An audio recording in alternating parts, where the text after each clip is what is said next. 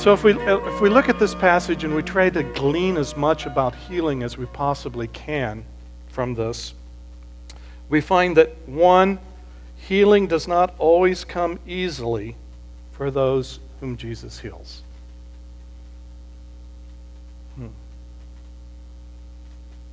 Bartimaeus had to get through the crowd. He had to get through all the social rejection, all the people telling him to shut up, be quiet. He continued to persist. He persist. When he knew Jesus was going by, he all the more increased the volume and cried out to the Son of David to have mercy on him.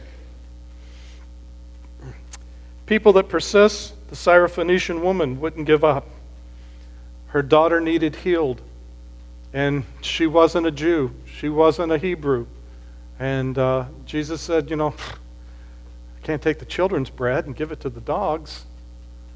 But she knew that the dogs get the crumbs that fall off the table.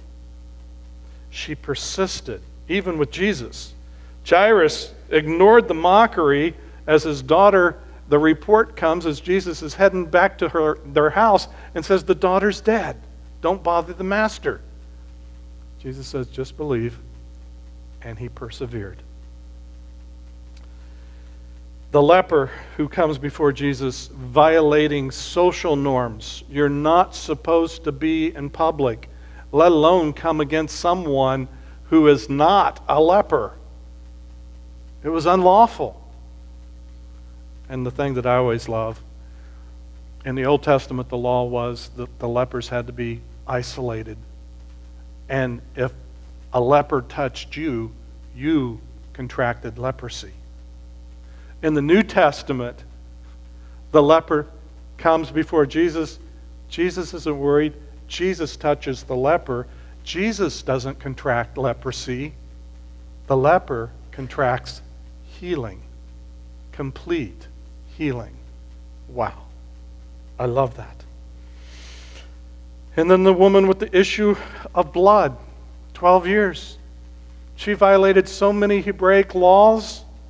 She could have been stoned for the audacity of coming and touching Jesus' garment, the hem of his garment. Then the desperate father who has his son that's demonized and tossed in the fire and everything, and he's there and he's already seen the disciples fail at exorcising the demon, and he's there, and Jesus comes and he says, I believe, but help my unbelief.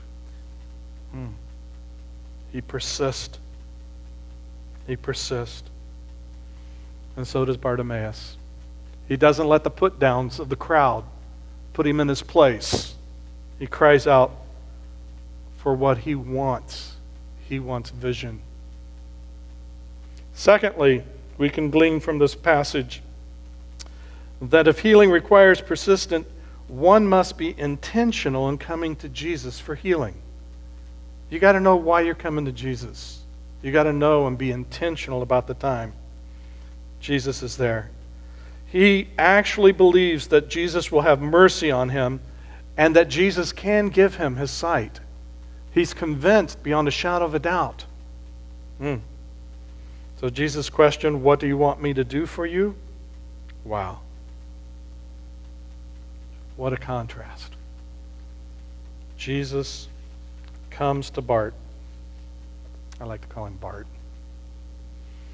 Even though Bar means son, Timaeus, he's Timaeus' son. But for me, all through Bible quizzing days, I always like to refer to him as Bart. And there he persists in calling out Jesus' name.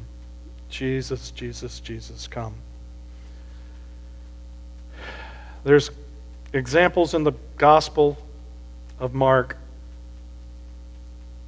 where people give people an opportunity to ask of them whatever they want. Herod does that to Herodias' daughter, and she wants the head of John the Baptist.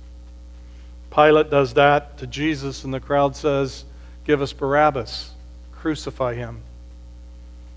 Here Jesus and Bartimaeus doesn't hesitate.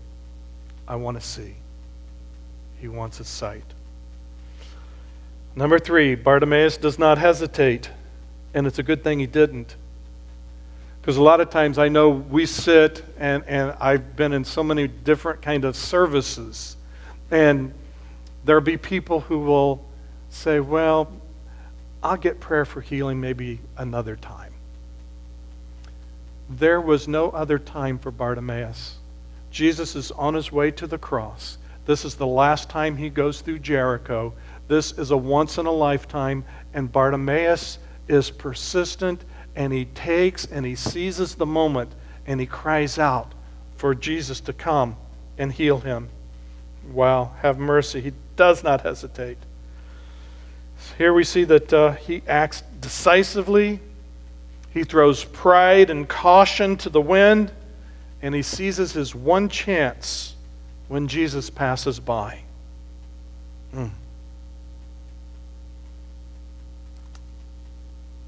Don't miss your chance.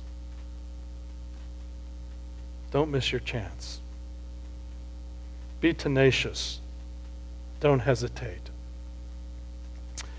After being healed, number 4, Bartimaeus moves into action.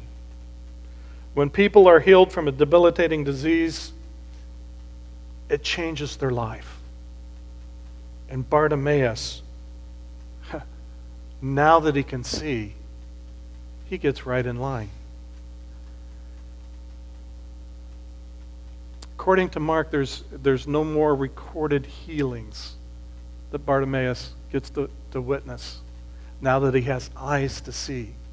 The only thing that he'll see is the cursing of the fig tree and it withering. Well, that's kind of miraculous.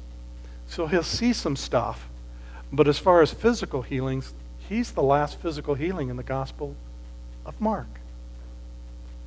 He's got his sight. And now that he has his sight, he turns and follows the one that gave him the sight. He understands the very essence of the gospel. You are not your own. Even though you live in America and it's all about our independence and our freedom, you are not your own, the Apostle Paul says. You have been bought with a price. So now live to glorify God in your body. Your body's not just yours to do whatever you want. Glorify God in your body. Wow. Jesus is now going to Jerusalem. Bartimaeus gets healed. His heart so moved, he follows Jesus. It's kind of like, Zacchaeus. Jesus comes to eat, and he says, this day I'll give, and the Lord pronounces, today salvation has come here. It's just like, and now Bart can see, and he's following Jesus, and what does he get to behold? Jesus getting persecuted. Well, he gets the triumphal entry, but then he gets all the sufferings and the crucifixion. And it's like, man, I'm not sure I'd sign up for that one. But this is the man who healed me. This is the man who had mercy on me. And Bartimaeus follows him all the way to Jerusalem.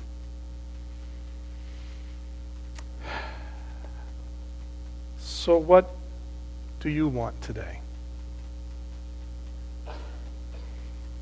I've been praying this morning, throughout the week. Lord,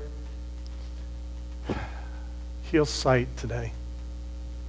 Whether it's physical eyes, spiritual eyes, emotional eyes, relational eyes, so that we see each other the way the Lord sees us. Lord, would you give us sight? What do you want me to do for you today? And then as the Lord does what he does for you today, the question is, will you follow? Will you follow him?